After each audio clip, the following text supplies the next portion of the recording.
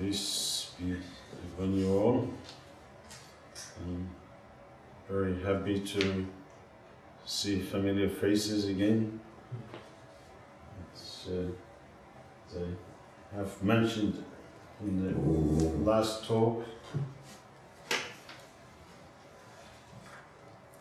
the spirits which in charge of our body, charge of our ego, charge of our mind, charge of our consciousness in general,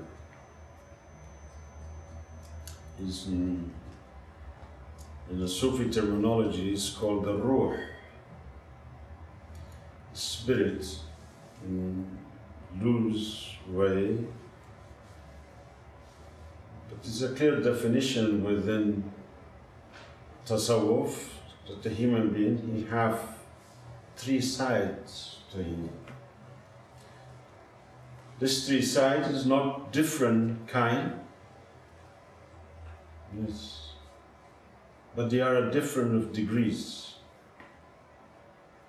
You have the body, the soul, and the spirit. They are one, as I said, but in certain degree they may look different. But I will start with the saying from the Holy Quran. In the Holy Quran, give us a clear indication who is this human being is. We don't take really someone's word for it. We have to be absolutely sure.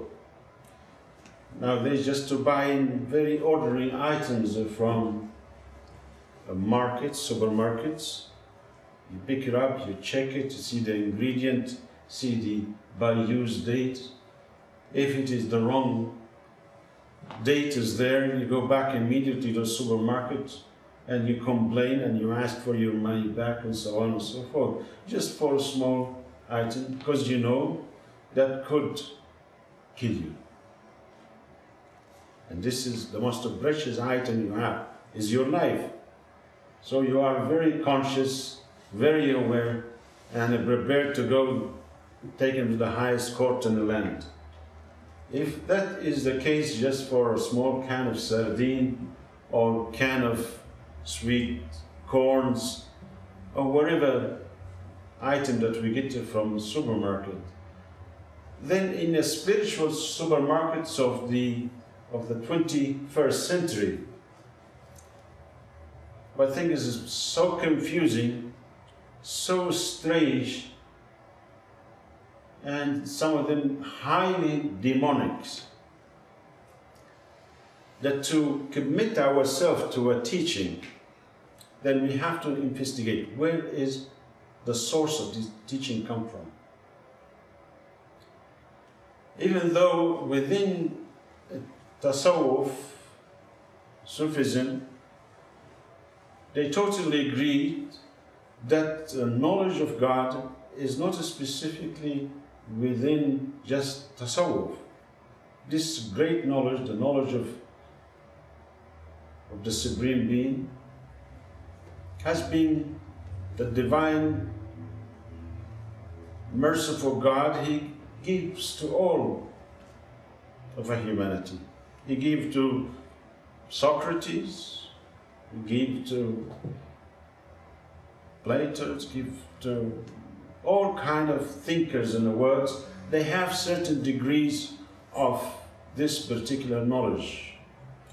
So when we hear something that's said by the Sufi and say, oh yes, this is such and such traditions, they have it in their teaching. It's been taken from there.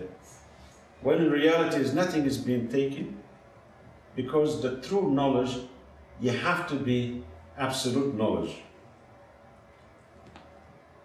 So there is different degrees of knowledge. The knowledge which is transitory, that's belong to a particular time, particular place.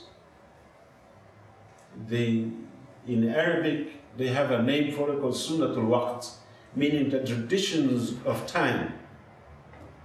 For example, none of us here actually came on a donkeys or horse or a camel. We all come with cars, bus. Some of us probably travel by airplanes to get to Hobart. So this is Sunnatul Waqt. We are living in this particular time, and development of a humanity on a material side make it accessible for us and create, of course, more headaches for humanity as well, to utilize whatever available to us. On a material level, we have indeed humanity reached very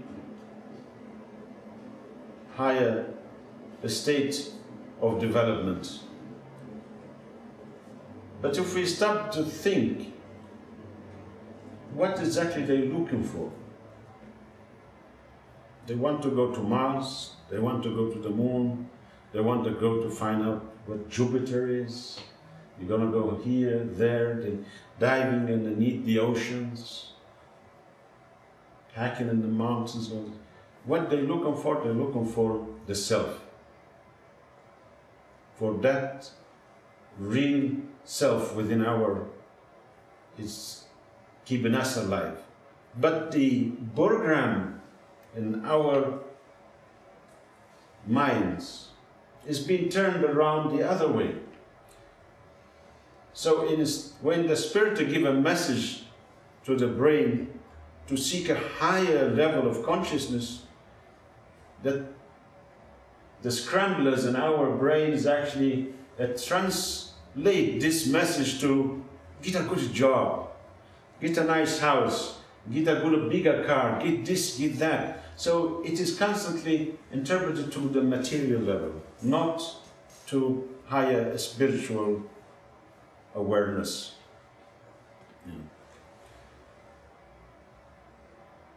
Because the first thing that we need to deal with is the animal self. And the animal self, if you remember last time we said there is 7 names which actually govern the human being. And they are connected directly to the Creator Himself. In the Holy Teaching, the Holy Prophet, he said that Allah created Adam, is the prototype of a humanity, on His image, on His liking. And in the same time, God telling us there is nothing likened to God. So God does not have an image. So like what then? So that's the mystery. And then there is another saying, He created Adam. Adam here is not one particular individual. This is a name for humanities. That's the name given to humanity.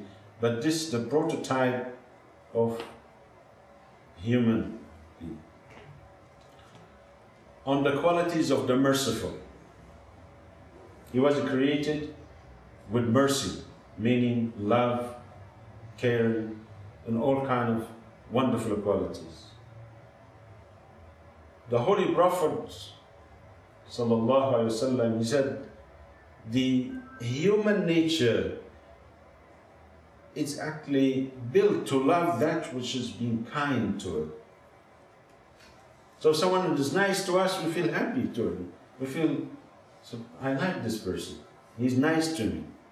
So it doesn't matter, even if he's the worst enemy, but he's nice to you, you feel compassion toward him. So that niceness is a part of the qualities of the merciful within ourselves.